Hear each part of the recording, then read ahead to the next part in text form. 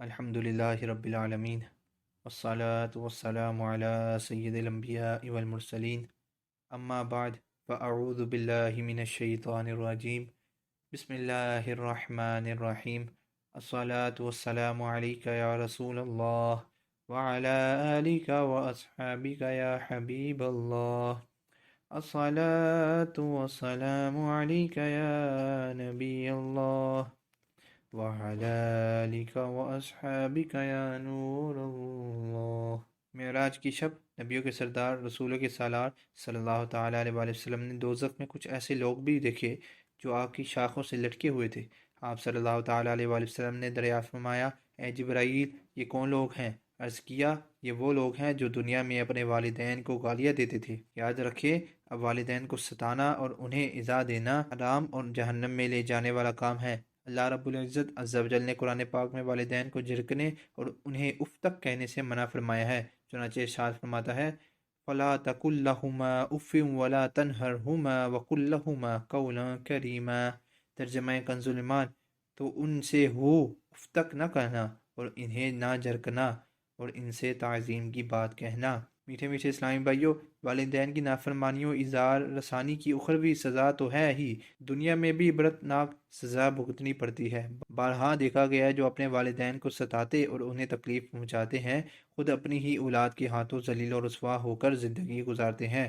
حضرت سیدنا ابو بکر صدیق رضی اللہ تعالیٰ عنہ سے مروی ہے کہ رسول نامدار، مدینے کے تاجدار صلی اللہ تعالیٰ علیہ وآلہ وسلم نے ارشاد فرمایا، ہر گناہ کو اللہ تعالیٰ جس کے لیے چاہتا ہے بخش دیتا ہے، مگر والدین کی نافرمانی و اظہار ثانی تو نہیں بخشتا، بلکہ ایسا کرنے والے کو اس کے مرنے سے پہلے دنیا کی زندگی میں جلد ہی سزا دے دیتا ہے۔ دل دکھانا چھوڑ دے ماں باپ کا، ورنہ ہے اس میں خسارہ آپ کا، کر لے توبہ رب کی رحمت ہے بڑی، قبر میں ورنہ سزا ہوگی کری۔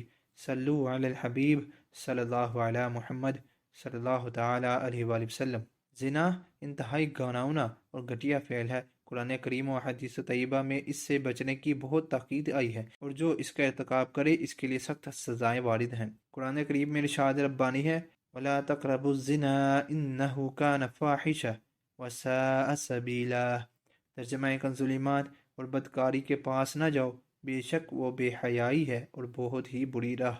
مفسر شہیر حکیم الامت حضرت علامہ مفتی احمد یار خان نعیمی علیہ رحمۃ اللہ علیہ اس کی تفسیر میں فرماتے ہیں، یعنی زنا کے اسباب سے بھی بچو، لہٰذا بد نظری، غیر عورت سے خلوت، عورت کی بے پردگی وغیرہ سب ہی حرام ہیں۔ زنا کار آدمی دنیا میں بھی ذلیل و خوار ہوتا ہے اور آخرت میں بھی انتہائی ذلت کے عذاب میں گرفتار ہوگا۔ معراج کی شب سرکار عالی وقار مکہ مدینہ کے تاجدار صلی اللہ تعالیٰ علیہ وآلہ وسلم نے ان کے بھی آداب ملاحظہ فرمائے۔ چنانچہ مروی ہے کہ آپ صلی اللہ تعالیٰ علیہ وآلہ وسلم کا گزر ایسے لوگوں پر ہوا جن کے سامنے کچھ ہنڈیوں میں پکا ہوا عمدہ قسم کا اور کچھ میں کچا گندا اور خراب قسم کا گوشت رکھا ہوا تھا۔ یہ لوگ پکے ہوئے پاکیزہ گوشت کو چھوڑ کر کچا گوشت کھا رہے تھے۔ سرکار اقدس صلی اللہ تعالیٰ علیہ وآلہ وسلم نے پوچھا، اے جبرائیل، یہ کون لوگ ہیں؟ عرض کیا، یہ آپ صلی اللہ تعالیٰ علیہ وآلہ وسلم کی امت کا وہ شخص ہے جس کے پاس حلال عورت بیوی تھی، مگر یہ اسے چھوڑ کر خبیث عورت کے پاس جاتا، رات بھر ٹھہرا رہتا، اور یہ عورت وہ ہے جو حلال و طیب مرد کے نکاح میں ہونے کے باوجود خبیث مرد کے پاس جاتی اور رات بھر اس کے پاس ٹھہری رہتی۔ سید عالم نور مجسم صلی اللہ تعالیٰ علیہ وآلہ وسلم نے زنا کاروں پر عذاب کا ایک منظر یہ بھی ملاحظہ فرمایا کہ کچھ عورتیں چھاتیوں سے اور کچھ پاؤں سے لٹکی ہوئی ہیں۔ آپ صلی اللہ تعالیٰ علیہ وآلہ وسلم نے حضرت جبرائیل علیہ السلام سے دریافت فرمایا، اے جبرائیل، یہ کون ہے؟ عرض کیا، یہ وہ عورتیں ہیں جو زنا کرتی اور اولاد کو قتل کر دیتی تھی۔ معراج کی رات سرکار اقدس صلی اللہ تعالیٰ علیہ وآلہ وسلم نے کچھ ایسے لوگ بھی دیکھے جن کے ہونٹ اونٹ کے ہونٹوں کی طرح بڑے بڑے تھے۔ ان پر ایسے افراد مقرر تھے جو ان کے ہونٹ پکڑ کر آگ کے بڑے بڑے پتھر ان کے منہ پر ڈالتے اور وہ ان کے نیچے سے نکل جاتے۔ آپ صلی اللہ تعالیٰ علیہ وآلہ وسلم نے دریافت فرمایا، اے جبرائیل، یہ کون لوگ ہیں؟ عرض کیا، یہ وہ لوگ ہیں۔ پھر مندرجہ ذیل آیت پڑھی، الذین یأکلون اموال الیتامی ظلما انما یأکلون فی بطونہم نارا۔ ترجمہ کنز ایمان، جو یتیموں کا مال ناحق کھاتے ہیں وہ تو اپنے پیٹ میں نیری آگ بھرتے ہیں۔ میٹھے میٹھے اسلامی بھائیوں، یتیموں کا دن و دولت، ساز و سامان، جاگیر و جائیداد، الغرض کسی بھی قسم کا مال و مال ناحق طور پر لینے میں آخرت کا شدید و وبال ہے۔ قرآن کریم و احادیث طیبہ میں اس کی بہت سخت وعیدیں آئی ہیں، جیسا کہ ابھی آپ نے ملاحظہ کیا۔ خیال ہے کہ جہاں ناحق طور پر یتیموں کا مال کھانے اور ان کے ساتھ برا سلوک کرنے کی وجہ سے جہنم کے دردناک عذاب کی وعیدیں ہیں، وہیں اگر ان کے ساتھ نرمی و احسان کا برتاؤ کیا جائے اور شفقت و مہربانی کے ساتھ پیش آیا جائے تو جہنم کے ہولناک عذاب سے نجات کی بشارت بھی ہے۔ چنانچہ حضور صلی اللہ تعالیٰ علیہ وآلہ وسلم کا فرمان رحمت نشان ہے: اس ذات کی قسم جس نے مجھے حق کے ساتھ مبعوث فرمایا، جس نے کسی یتیم پر رحم کیا، اس کے ساتھ نرم گفتگو کی، اس کی یتیم و کمزوری پر ترس کھایا اور اللہ عز و جل کی عطا کیے ہوئے مال و دولت کی فضیلت کی وجہ سے اپنے پڑوسی پر تکبر نہ کیا، تو اللہ عز و جل بروز قیامت اسے عذاب نہ دے گا۔ اس رات سرکار مدینہ صلی اللہ تعالیٰ علیہ وآلہ وسلم ایسے لوگوں کے پاس بھی تشریف لائے جن کے آگے اور پیچھے چیتھرے لٹک رہے تھے اور وہ چوپائیوں کی طرح چڑھتے ہوئے خاردار گھاس پھوہر اور جہنم کے تپتے ہوئے گرم پتھر نگل رہے تھے۔ آپ صلی اللہ تعالیٰ علیہ وآلہ وسلم نے دریافت فرمایا: جبرائیل، یہ کون لوگ ہیں؟ عرض کیا: یہ وہ لوگ ہیں جو اپنے مالوں کی زکوٰۃ نہیں دیتے تھے۔ اللہ عز و جل نے ان پر ظلم نہیں کیا اور اللہ عز و جل بندوں پر ظلم نہیں فرماتا۔ میٹھے میٹھے اسلامی بھائیوں، زکوٰۃ فرض ہونے کے باوجود ادا نہ کرنا حرام اور جہنم میں لے جانے والا کام ہے۔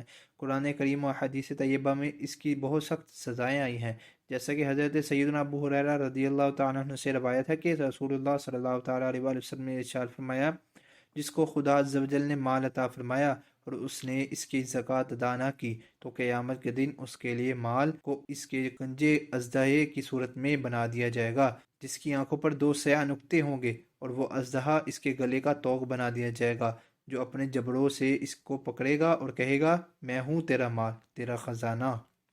غور کیجئے، کون ہے جو قیامت کے دن کے اس ہولناک عذاب کو سہ سکے؟ اللہ عز و جل کی قسم، کسی میں اس ہولناک عذاب کے برداشت کی طاقت نہیں۔ اور پھر اسی پر اتفاق نہیں بلکہ احادیث میں اس کے علاوہ اور بھی کئی عذابوں کا تذکرہ ہے۔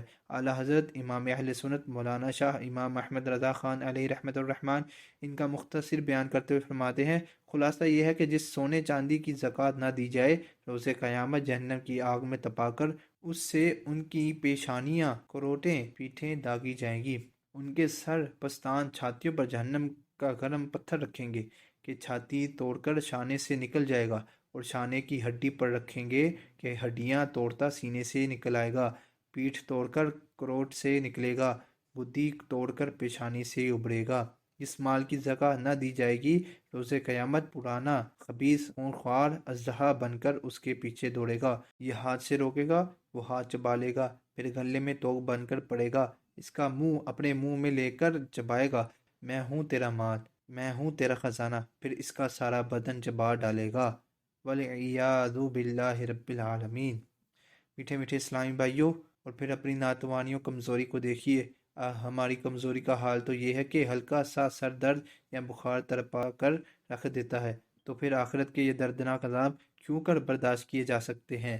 اس لیے ابھی وقت ہے، ڈر جائیں، اور جو فرض ہونے کے باوجود زکوٰۃ ادا نہیں کرتے فوراً اسے بیشتر اس سے توبہ کرے، اور جتنے سالوں کی زکوٰۃ باقی ہے حساب کر کر جلد از جلد ادا کر دے، ورنہ اگر یہ موقع ہاتھ سے نکل گیا اور توبہ سے ہی پہلے موت نے آ لیا تو پھر موقع نہیں ملے گا۔ کر لے توبہ، رب کی رحمت ہے بڑی، قبر میں ورنہ سزا ہوگی قریب۔ صلو علی الحبیب صلی اللہ تعالی علیہ وآلہ وسلم۔ دعا ہے کہ جو کچھ سنا اس پر عمل کرنے اور دوسروں تک پہنچانے کی توفیق عطا فرمائے۔ صلو علی الحبیب صلی اللہ تعالی علی محمد صلی اللہ تعالی علیہ وآلہ وسلم۔